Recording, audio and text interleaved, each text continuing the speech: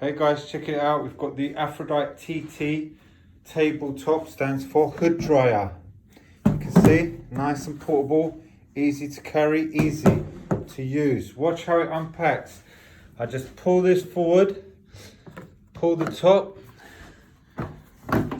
clicks into place, bam.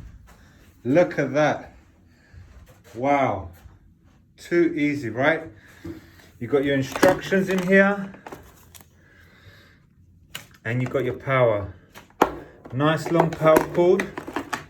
Let's try it out. Let's check it out. Take it over here. Plug it straight into the wall. Boom. Let's see. Okay, it's on.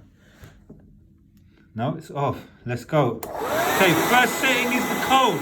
You can hear the motors inside blowing the air up the neck power paste straight through. Nice. Turn that up. Low. We've got medium heat and the high heat. Wow.